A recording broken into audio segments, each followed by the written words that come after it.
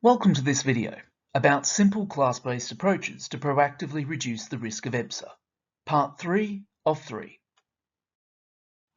Differentiation and personalisation. It is vital that teachers and support staff have adequate information and guidance about the pupil who is at risk of EBSA.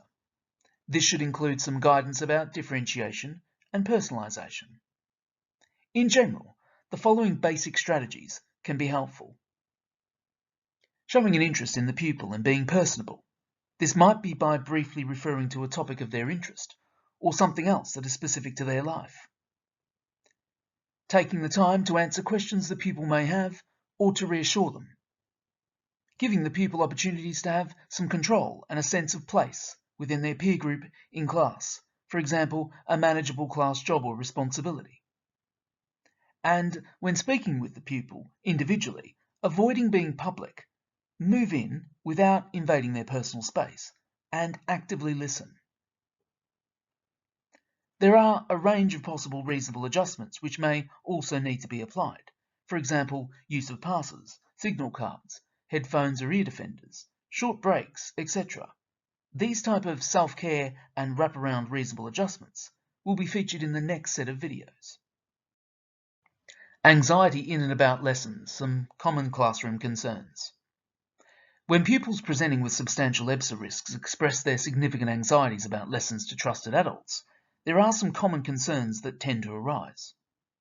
For example, some common anxieties are associated with a fear that in the classroom they will firstly make a mistake, then be exposed to peer scrutiny, and then be shamed and rejected by their peers.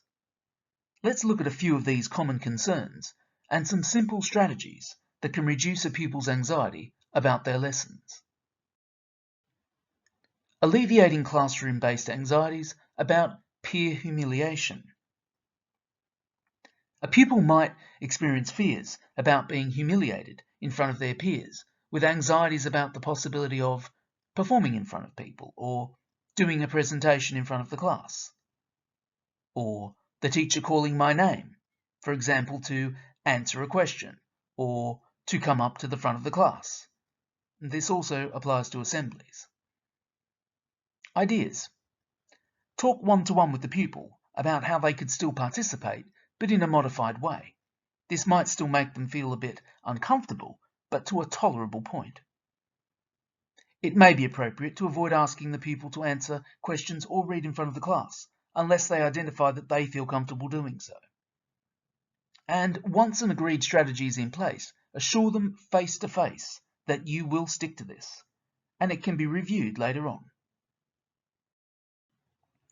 Alleviating classroom-based anxieties about peer rejection or conflict. A pupil might experience fears about peer rejection and conflict, with anxieties about the possibility of sitting next to some people I'm not close with or don't know well, or having to change seats to sit near these peers, and other people in the class messing about. Here are some ideas. Establish the pupil and groups in the class who the pupil feels safest with. Consider whether seating arrangements are better close to the door, a window, to the front or the back of the room, near a path for movement, or more enclosed, etc. Implement the seating plan accordingly, and, when possible, let the pupil know if there will be any seating changes for activities. Alleviating classroom-based anxieties about getting in trouble with the teacher. A pupil might experience fears related to failure, not meeting expectations, and being admonished by the teacher, with anxieties about the possibility of a strict teacher who I think might get cross, or a teacher who I know sometimes punishes the whole class and group, even if some people did nothing wrong, or sitting in the same area as people who did not get enough work done, or who might stop me from finishing my work. Ideas. Go out of your way to have eye contact with the pupil and to smile, especially at the beginning of the lesson. This can be reinforced by doing the same at points in lessons and around the school. It might be necessary to say, in a very straightforward way, a comment directly to them that reinforces that they will not be getting in trouble. For example, you are a well-behaved, hard-working pupil, I'm not going to be getting cross with you. And completely avoiding sanctioning the whole class and group. But if you do, speak with the pupil directly to reassure them and be clear before, during, and/or afterwards. Alleviating classroom-based anxieties about homework and assessments. A pupil might experience fears relating to homework, projects, and studying for tests and exams, with anxieties about the possibility of missing some of the homework when it's spoken about or said online. Homework that doesn't have right and wrong answers, for example, a research project, unlike a list of maths questions or list of spellings to learn, or a test that is coming up and not knowing the answers. Ideas. Be clear, verbally and on the board, about what the homework is and when it's due, and that they can check for clarification. Break the homework or exam and test preparation down into smaller tasks, to-do lists, etc. With projects, advise the pupil to complete an early draft so that they can show it before submitting their final piece of work. And remind the pupil that they can see you and/or check in with them to see how they are progressing. One-page pupil profile. Guidance for teachers to ensure that classroom-based approaches are implemented should be easily accessible to them. For example, this can include very briefly worded differentiation advice on the school's information system.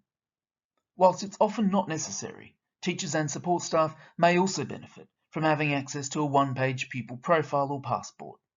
This is particularly useful if the pupil's profile of abilities and potential barriers to learning is more complex, including if they have SEN, a disability, or health needs. These documents should be co-produced with the pupil and can take various forms. This is the end of this video. You can view more videos on this channel in the EBSA Essentials series.